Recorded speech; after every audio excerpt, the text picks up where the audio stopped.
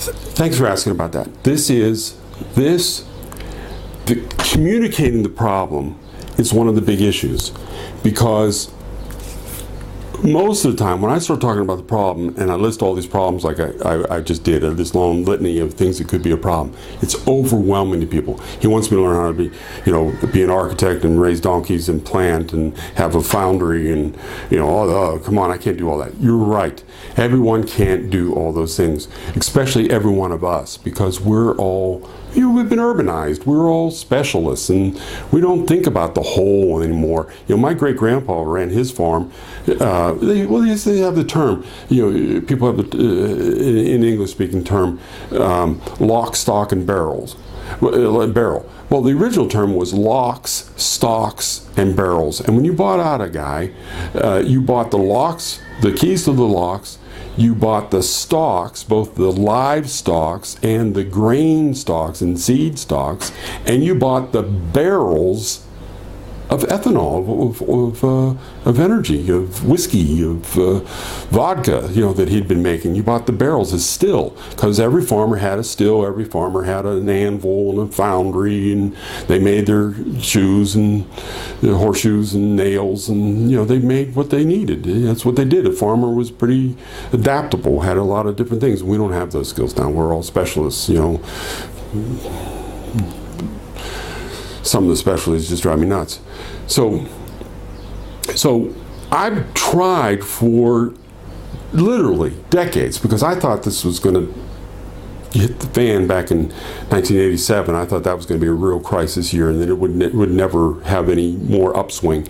But we did have some more upswings, and we might have some more upswings again. I'm not, I don't have a crystal ball. I don't know. But the general trend is down. The long-term outlook is down in terms of energy. I had a proposal a few years ago for a parallel process system. And what the parallel process system was basically how my grandfather farmed. He would grow crops. Some of them he converted into energy, some of them he converted into fertilizer, some of them he converted into feed for his draft horses, and some of them he ate, with his family, and some of it he sold for cash money to exchange for things that he didn't make on the farm. And all these processes were happening in parallel.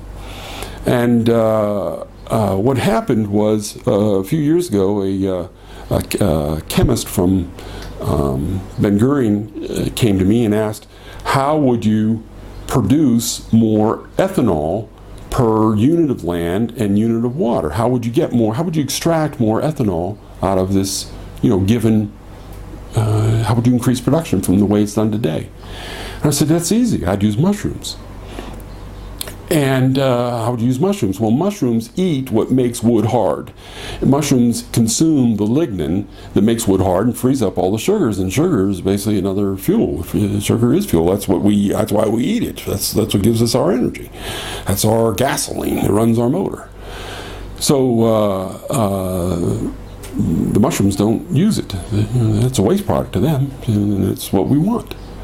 So you could feed the mushrooms waste products like the straw underneath the grain. You could grow grain, take the top part of the grain, do what you're going to do with your grain, and the straw that's underneath it, you could use that to feed the mushrooms, to make to grow mushrooms, sell the mushrooms, but then take the waste material, the rest of the mushrooms and the converted straw, convert that into ethanol and use it for fuel, and the waste from the ethanol production product would actually go into an anaerobic digester to make methane gas, which can be used for fuels and also for fertilizers. So and the remains from the methanol production is fertilizer. So you put that back on a field and grow your next crop of annual crop of grains. So somebody at the Ministry of Infrastructure liked this idea because they were willing to reimburse us for up to 500,000 shekels if we were to build this. And we entered into a contract with them where they were get the rights to build these in different moshavim and kibbutzim. And I know what was attractive to them. Somebody there must have enough sense to have actually looked at what happens in other countries whenever there's energy shortages. Because they're facing energy shortages all the time. They know what's going to happen. When there's energy shortages, they're not going to shut off the power in Tel Aviv. Why? Because 200 people getting mad because their ice cream melted can shut down millions of shekels of economic commerce every day by just burning some tires in the streets. 20 people could. It wouldn't take much. But if they shut off the power to the moshav that I live in, well, all 200 people here could go out and burn tires. And the newspapers wouldn't even send a reporter down. Who the heck cares? It wouldn't even matter. They could permanently shut off the power at the periphery villages and towns and kibbutzes and moshavs, and nobody would care. It wouldn't be, they should move into town, they would say. Because we have plenty of power here. So they were looking at, well, how can we disconnect the periphery from the grid and keep everybody happy?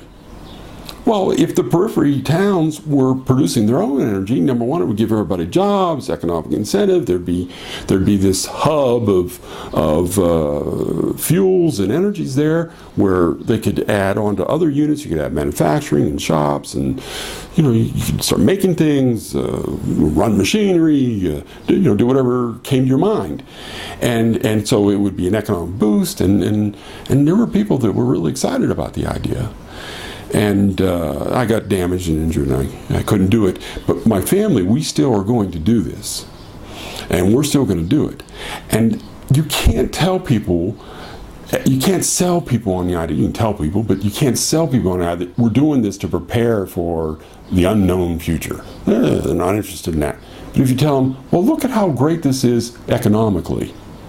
We can make kosher for Pesach bira from Dura, sorghum grain, and won't that be great? Yeah, boy, that's great. Let's get behind that project. Let's fund it. Let's give them a loan. The bank's happy. Everybody's happy. They're making kosher for Pesach alcohol until we need it to run our tractors. Then we don't. Because see, the problem is ethanol as a fuel is never going to be cost efficient. Let me give you a perfect example. You'll see this clearly as soon as someone explains it to you. You have to make 16 liters, 16 units, 16 mugs, 16 handfuls, 16 whatever. You have to make 16 bottles of beer to make one bottle of fuel. Now, who is going to pay the value of 16 bottles of beer for one bottle of fuel to run in their car? Nobody is. They're going to say, shoot, give me the beer, I'll just stay home and drink it. Nobody's going to do that until you have to. Until you have to say, we got to make the fuel because we don't have anything else to run our tractors. We don't have anything else to fuel whatever we're doing. So the alternative is to have a donkey, but if you don't have a donkey and you didn't take the time, you still have to fuel the tractor for those years. And how you're going to do it, you're going to take as much biomass as you can and make ethanol out of it. And in doing it, you're going to waste perfectly good beer. If you wouldn't mind, I want to make sure you understand what I'm saying about the periphery villages and things. It is true that in other countries, whenever they've had crises of electricity production or fuel production or water, you can't shut down your central towns because there's masses of people there, and that's where the economic activity is. So what they try to do is like a form of triage. And that's what I know somebody in the Ministry of Infrastructure here in Israel was trying to do. They were looking for They had all these proposals about all these big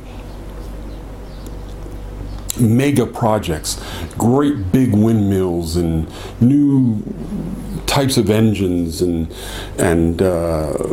solar panels and excuse me, and little tiny steam turbines run off of solar and different things, but all on a grand scale, big scale.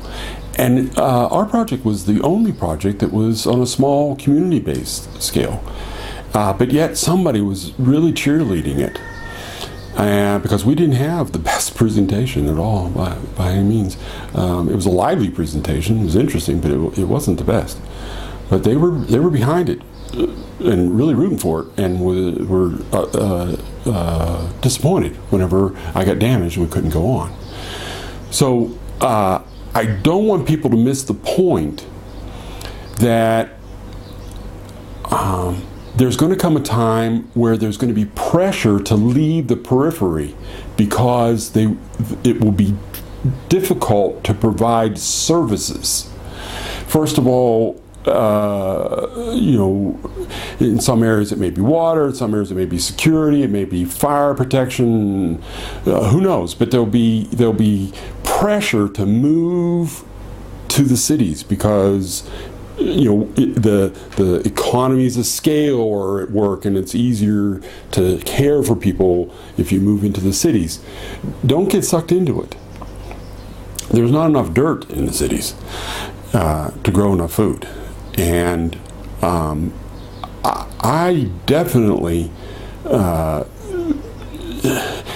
can foretell that soon, within a few years, you watch and see that the discussions will become public, and there'll be demands, actual demands. They'll artfully crafted so that there'll be demands for work programs to teach people to be